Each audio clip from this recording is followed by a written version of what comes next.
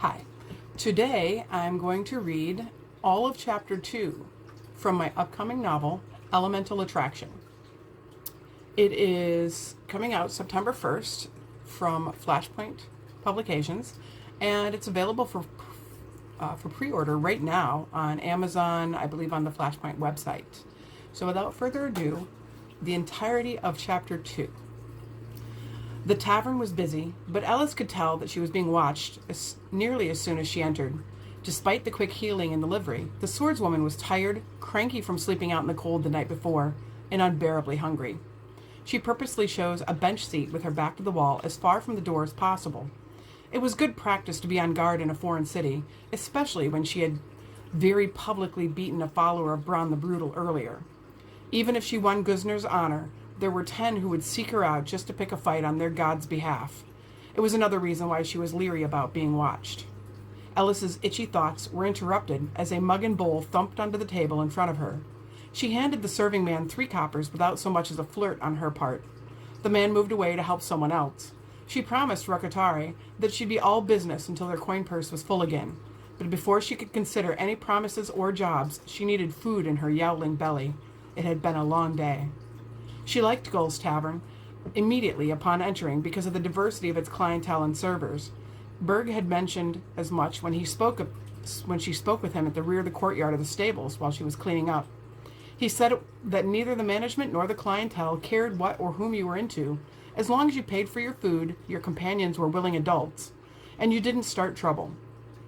Ellis lifted a spoon of the stew into her mouth just as the cloaked figure in the corner made their move toward her table. I saw you fighting earlier today, and I have to say I'm highly impressed. What's your fee? The voice was low and quiet, with a feminine lilt, though that was impossible to be sure of gender with the face hidden in the dark depths of the cloak hood. Ellis swallowed. She was already in a foul mood after a poor night's sleep and the disappointing day's winnings. There was a single copper in her pouch after paying for the meal and drink with a little extra for the server. So, the fact that the person sitting across from her chose to make their move now, rather than wait until she was done eating, only served to irritate her further. I think you have me mistaken for someone else. Ellis glanced around the tavern and figured she could still score a contract if she sent this one away. There's been no mistake. You are Ellis Tiensis, worshipper of Torok and winner of the Springs Rise Tournament Day of Swords. Right now, you are wearing both swords on your back, and your guild patch is on your arm for anyone to see. If you weren't available, you'd have it covered, so how much? The spoon made a dull sound as it dropped into the wooden bowl, and Ellis sat back with both hands flat on the table in front of her. Her hunger had moved to the angry stage. Good humor gone, she squinted at the unwanted guest in front of her. Sure, she needed coin, but the person's know-it-all attitude rubbed her the wrong way. With slow and precise movements, Ellis moved her right arm across her body and carefully moved her left sleeve to hide the patch. For you, I'm not available. Shove off. The body on the other side of the table jerked, and the voice became more intense. I won't take no for an answer. Don't care what you do or don't take. Nothing you say at this point will change my mind. Rather than answer, the figure moved into the depths of the black cloak. Ellis tensed first, suspicious of mage work or a weapon. But rather than a blade, the cloaked figure removed a gold coin and placed it on the table next to Ellis's bowl. This is but the first of 3. I need an escort.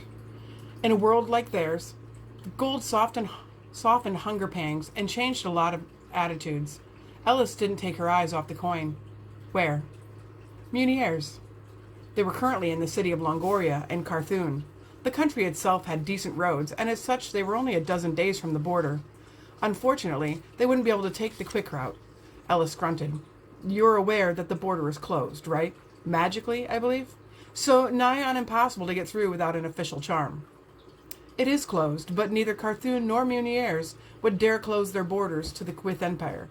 It would be no great feat to detour through Cat's Head so we could enter Muniers legally.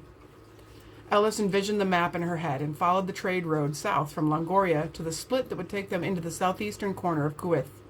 Where in Muniers? She could just make out the shadow of pursed lips within the hood, and by that alone she knew it would be no quick jaunt should she take the job. The mysterious patron's words confirmed it. Clan Dracona is a handful of days south of Noth along the coast. Only Clan went into Clan lands without an escort, which told a lot about the person across from her. The mention of a clan gave Ellis pause, but a job was a job. She debated the good and the bad in her head. The destination required meant that they were looking at more than a moon of travel time, possibly two if they were slowed down on the journey. Even so, 3 gold was triple her normal escort guard rate for that amount of time. What's the catch? For that matter, I need a name and a face before I make any kind of decision. Strong-looking, long tapered hands came up and pulled the hood down from the unlined and youthful face. The woman's hair was a fiery mix of reds and golds, and she had full lips, a strong chin, and high cheekbones. Her skin was dark, nearly black. If Ellis hadn't deduced that the potential patron was a shifter based on their destination, she would have suspected the woman to be one of her own drow cousins. The stranger looked young, but that wasn't an indicator of anything in a city as large as Longoria, especially for clan. My name is Aderi, and I wouldn't call it a catch exactly. The task merely has 2 parts. Exactly? Yes, I need an escort, that much is certainly true. But I'm also going home to see my clan after being gone many cycles. Ellis's eyes widened. Clans were formed when lone shifters and other magical creatures bonded to form their own family. Often they would grow for decades until they formed their own mixed shifter community, either taking over a town or creating a new one within clan lands. They were typically insulated to outside society, and while Ellis had met and interacted with many shifters, she'd never personally met a clan member in all her cycles of travel.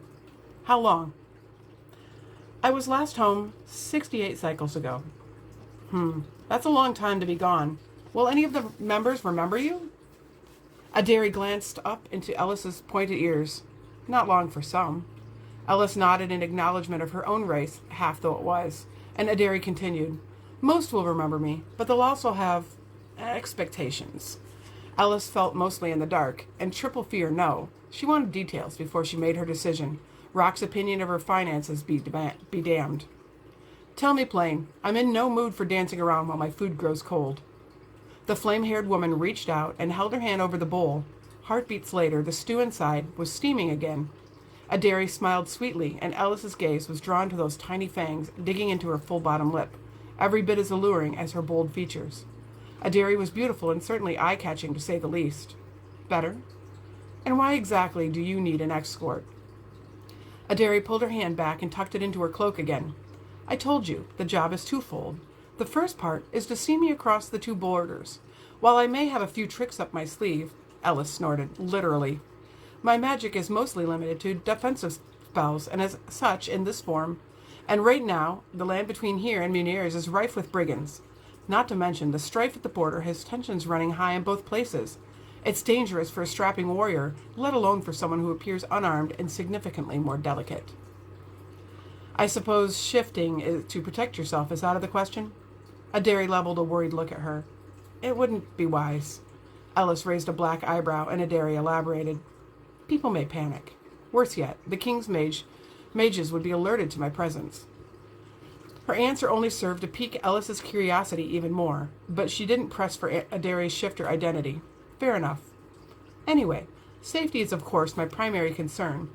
However, if you should agree to the second part of the deal, I will guarantee 1 more gold in addition to the ones promised for the escort. Heartbeats went by while Ellis considered Aderi's words. Then, to buy herself some more time, she took a bite of the rewarmed stew. She washed it down with a swig of mead before answering. And the second part of the task, the one that takes me outside my guard duties and is worth a gold coin all on its own? Severus Dracona has announced his first hatchling, and a summoning was given for the entire clan to return for the naming ceremony. That includes wanderings like me. It is imperative that I attend. Tradition says that unless exiled, a clan member only ventures outside their home territory to find a mate. It would bring shame upon me to return alone, with no romantic interest at all to show for my decades of travel. Ellis looked at the woman curiously. Well, you're certainly fairer than most I've met. Why don't you have a romantic interest if that's why you left? Aderi scowled. Because I didn't leave to find something as inconsequential and mundane as romance. I went out into the world to explore, to learn, to gather knowledge. Tying myself to one person to the rest of my life seems like an agonizing bore. Not to mention, if I don't match my race, I'll most likely love and then lose any potential mate to old age long before I myself shed the mortal coil, which would be traumatic in its own right. Adairi's gaze moved away, and Ellis did her best to school the flash of pain from her face. What's that supposed to mean? Ellis took another bite of her stew and spoke with a full mouth. She had no desire to share her own past trauma. It means, nothing more. I'm contemplating my options. While the idea of your gold sits nicely in my head, I'm not sure it's worth the potential drama. I'm no whore to be prostituting myself out for coin. She paused, then quickly amended her statement. Not that I've anything against whores. Noble profession and all, to put up with the lonely and lustful. But that's not my guild. I earn my way with the blades on my back. 3 gold for the second task. Ellis dropped the spoon back into the bowl. Why me? Adairi's eyes darted away, and she suddenly looked shy. Because you're fit and fair of face, and you're a match my usual type so well, they'd be sure to believe that I'd choose you as a potential mate. Usual type? I do prefer androgyny, and I'm especially fond of warriors with swords. Ellis raised a single dark brow. Oh, really? And why is that? Adairi smiled, and Ellis was once again drawn to those tiny pointed canines. Because warriors can usually keep up. No gender preference? Gender is irrelevant to my kind, but I prefer balance, hence the androgyny that elves are known for. Ellis left the comment alone and told her curiosity to take a long walk down the trade road to Devon. Work was work. She mentally rued her promise to Rock. How long? It's hard to say exactly. The naming ceremony itself is an evening long at most. However, it is tradition to have gatherings and revelry leading up to the event. After that, we'll be free to leave again. A calloused hand slid toward the coin until Ellis's finger rested atop it. And you give your word there'll be no sex involved, merely guarding your body from brigands and guarding your runaway secret from your family with a little romantic play acting. Adairi held up her hand, palm facing Ellis. On my honor, that is my only intention for your hiring. I'll also pay for any food or lodging costs incurred on the way there. The additional promises sealed the deal for Ellis, and she pressed her palm flat against Adairi's. A flash of warmth washed through them and flowed up their arms. Ellis's skin prickled from the energy, but Adairi acted as though it didn't affect her at all. Once the pact was sealed, Ellis picked up the coin and tucked it away into her tunic. Adairi pulled back.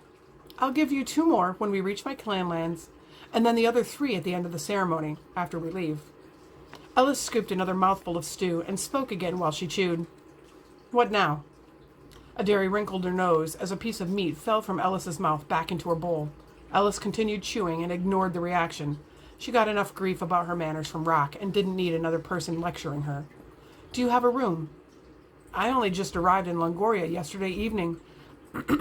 I've got my steed in the livery across the street, which is where I slept last night. Berg, the livery owner, warned me that with the festival going on this quarter moon, I'd be hard-pressed to find a place. Leave it to me. I've got one more task to complete, then I'll procure 2 rooms at the inn next door. Meet me there after you've finished with your stew. The sleepy sheep? Yes. Then, as quickly as Adairi had moved in to sit at Ellis's table, her hood was pulled up, and Ellis's new patron was gone without a backward glance. Ellis spoke aloud, though no one was paying attention to her in the busy tavern. These jobs get stranger and stranger. She paused. At least Rock will stop pestering me. A short while after finishing her meal and drink, Ellis strode up the steps to the inn and pushed through the door. It was chilly outside with the setting sun, and spring barely begun, so the warmth felt nice even after such a short walk. She immediately caught sight of Adairi speaking with the innkeeper. Adairi's voice rose with displeasure. What do you mean you only have 1 room? The rotund innkeeper looked apologetic enough. He stroked his beard as he answered, Apologies, miss, but we've been filled for the past quarter moon. It will most likely remain so until the festival is over. You're lucky that 1 person left unexpectedly, freeing up a single room. Cold air washed through the main room as the door opened behind Ellis, and another potential customer pushed in. The innkeeper looked at Ellis, then the man behind her, and turned back to Adairi. Look, do you want the room or not? I'll have no problems filling it if you don't. With a quick glance at Ellis, she answered, I'll take it. He smiled congenially. That will be 2 silver. 2 silver! Adairi's voice cut off when the innkeeper looked pointedly at the 2 people by the door. Rather than protest any longer, Adairi reached into her cloak and pulled out 2 silver. She handed it over and looked the man straight in the eye. I expect breakfast for 2 in the morning. He dropped the coins into his own pouch and gave a short bow. As you say, miss. Then he looked toward the door. Apologies to you both, but we're full. You might try the Rusty Swan down the road. Ellis nodded toward Adari. Oh, I'm with her. The other man grumbled, turning on his heels and pushing outside. Adari asked, Do you have your pack? It's across the road with Rock. Dark red brows drew together. You didn't mention a companion. Oh, Rockatari is my steed. Adari tilted her head. And you trust your pack at the livery? I trust Rock. She won't let anyone near it. What about you? Do you have a mount? No. Horses and I don't get along. Really? Yes, I think they're afraid. The innkeeper appeared startled by her answer, but didn't speak up. Ellis gave her a long look up and down and repeated herself. Really? You can see for yourself tomorrow morning, and before you become concerned, I can easily run at a horse's pace. Therefore, I don't actually need a mount. I can keep up just fine. The innkeeper looked back and forth between the two bickering women. No wonder you wanted 2 rooms. Then he held out a key. Number 6, up the stairs, and at the end of the hall. There's a wash basin and a brazier in your room. If you need more fuel for heating, it's in the shed just off the kitchen over there. He waved toward a door to the left of the stairs. Well enough. Adari grabbed the key and spoke to Ellis. Go get your pack. I'll wait here for you to return before going up to the room. Ellis grumbled at being ordered about, but she figured for 6 gold she'd put up with a few imperious commands from an attractive woman. It took less than 5 candle drops to jog to the livery, briefly explain the job to Rockatari, and jog back. Upstairs, the room was clean if small. Ellis glanced at the long bed that would fit both of them easily, if they weren't complete strangers. So, how do you want to do this? Adari turned to look at her. How do you want to do this? The answer seems quite obvious to me. We have 2 people that need to sleep and a bed that will fit 2. I don't appreciate your sarcasm. Adari huffed and walked over to the brazier. And I don't appreciate your persistent ignorance and lack of common sense. Ellis scowled. I have plenty of common sense. A person doesn't make their way with sword alone without being somewhat capable. Not to mention, I'm a half-elf, she said haughtily.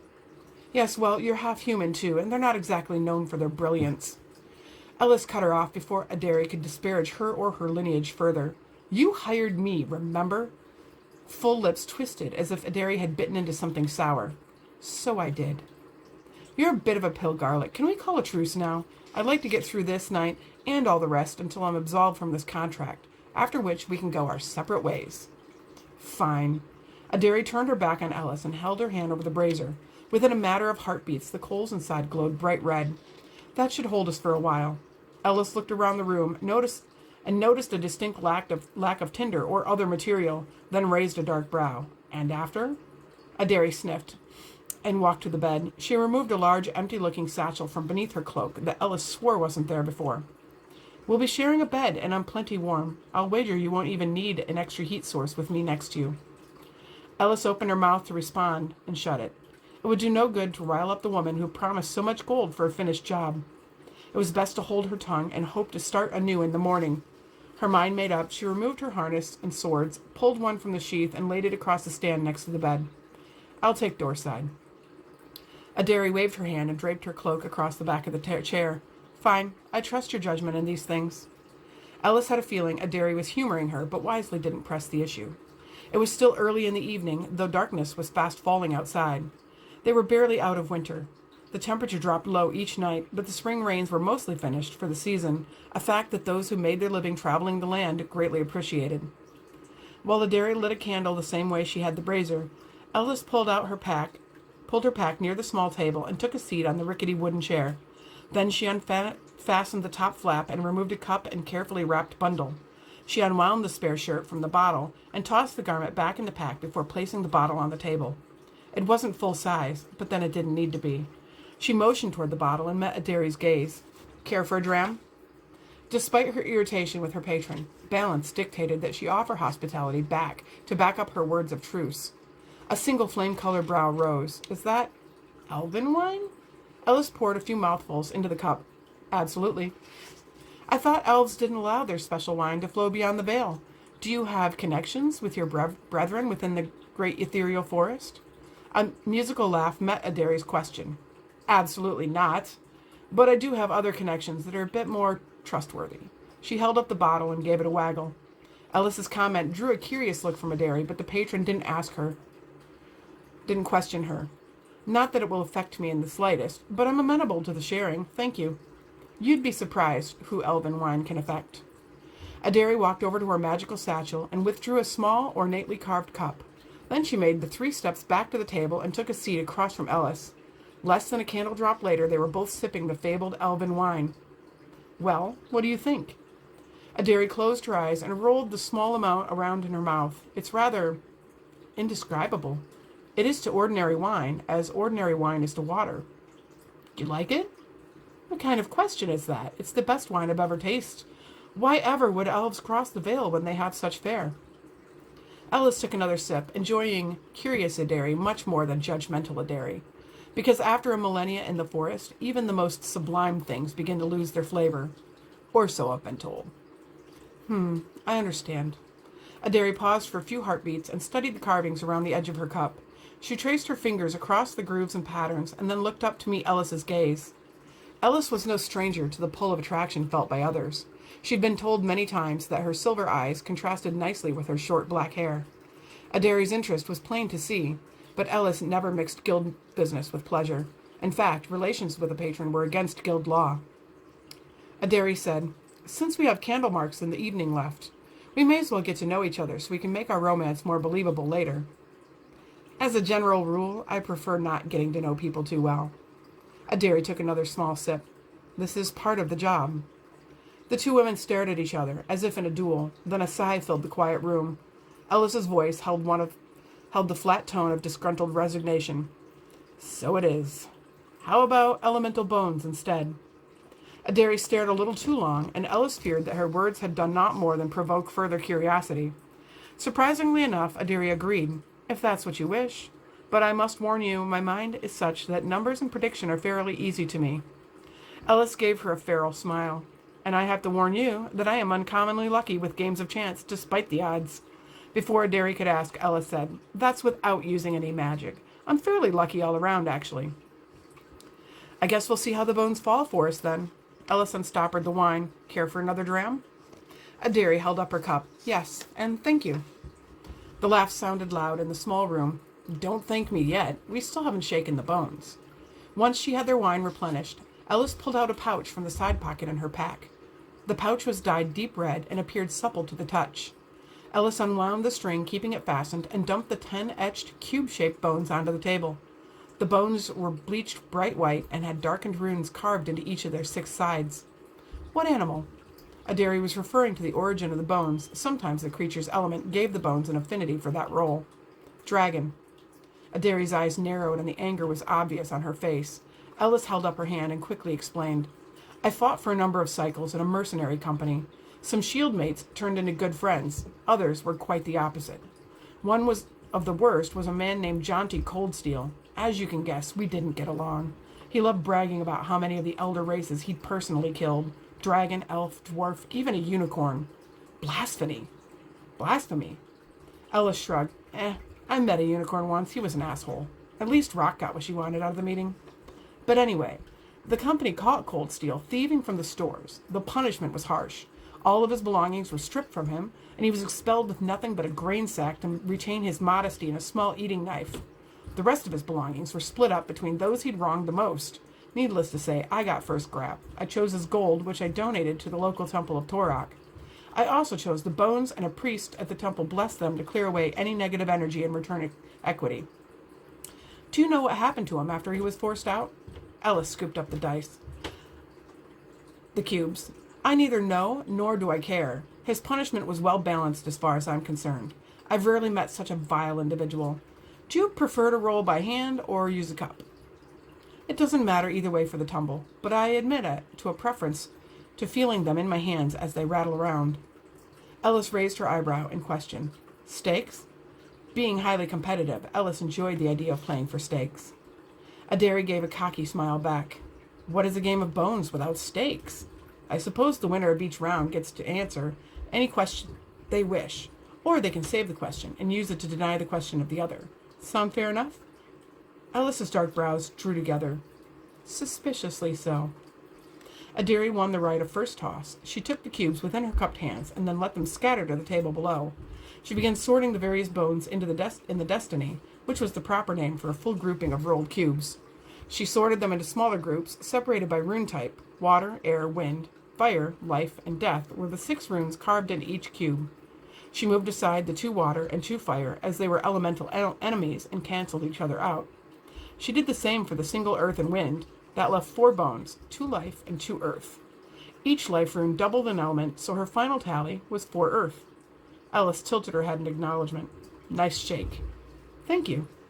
Ellis scooped up the bones and shook them vigorously within her hand. The results of her throw would be pitted against Adari's 4 earth runes.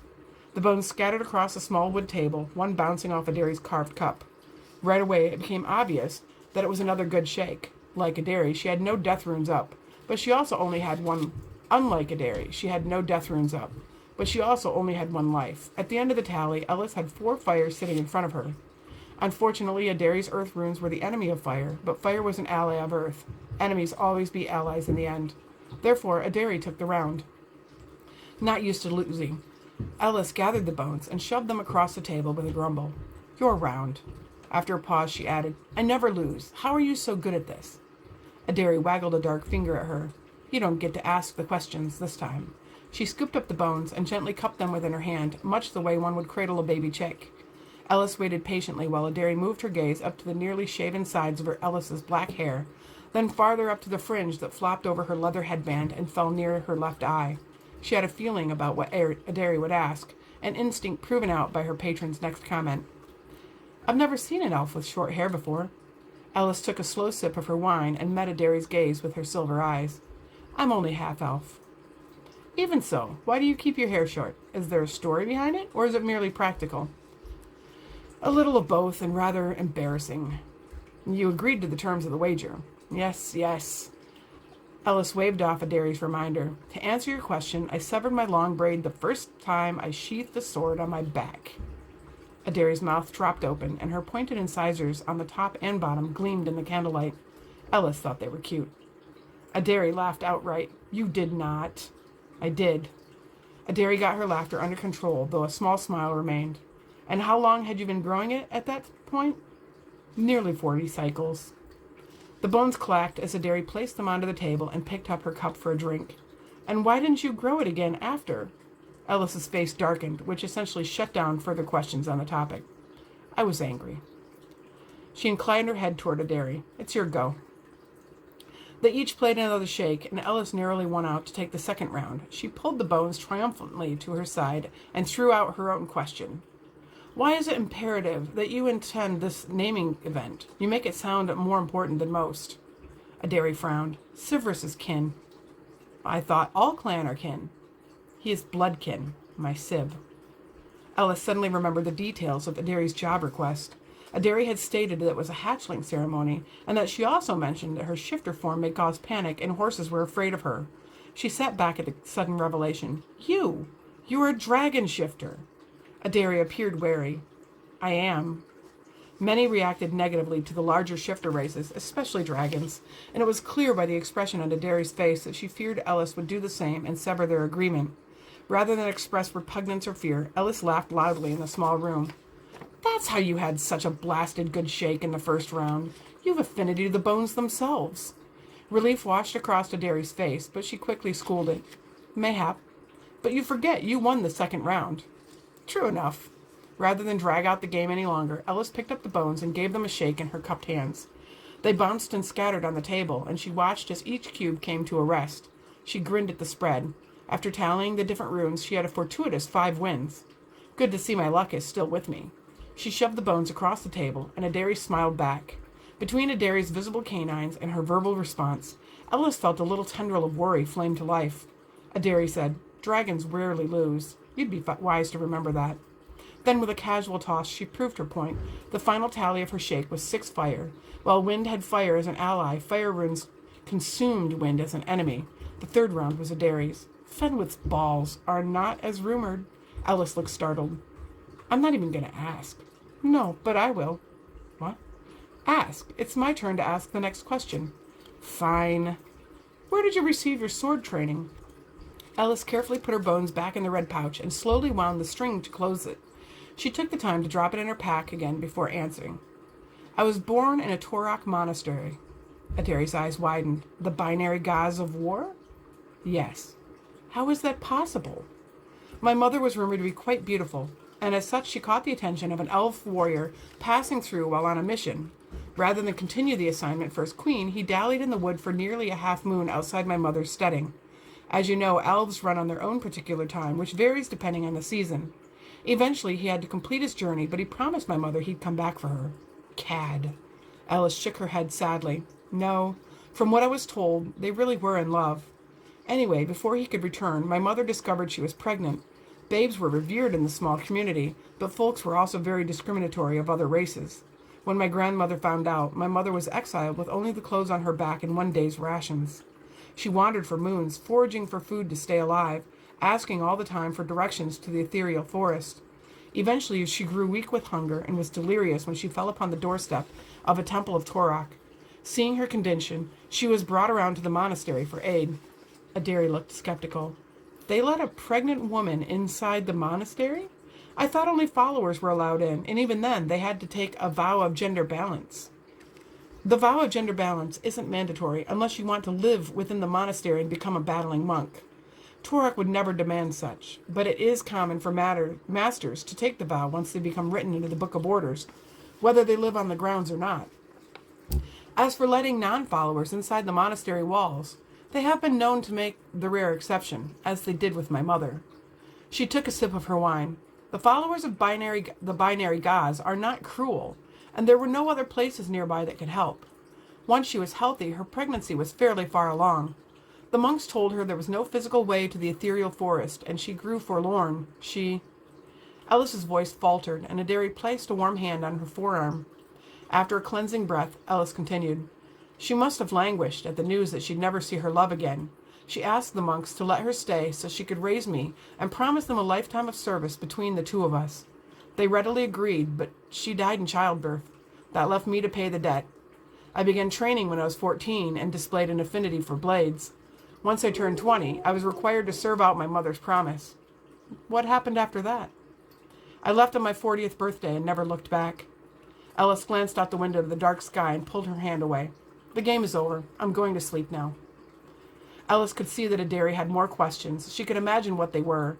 The few others that she told her story to in the past had asked what happened to her father. Ellis had even been asked the reason why she was so angry at her father's kin. But she wasn't about to explain herself to a patron who was not more than a stranger. Ellis's pain was easy enough to read in her expression alone, but it would have throbbed painfully for a dragon shifter with the gift of empathy. It didn't seem to matter how much time had passed since she left the monastery. The story of her mother and father always left her with an emotional ache. She was glad Adari didn't push for an explanation. With a quick nod, Adari stood and walked to the door. I need to step out and get rid of this wine. Then I think I'll do the same. Thank you for your history, Ellis. Ellis didn't speak, but she let her eyes flash with gratitude. Thank you.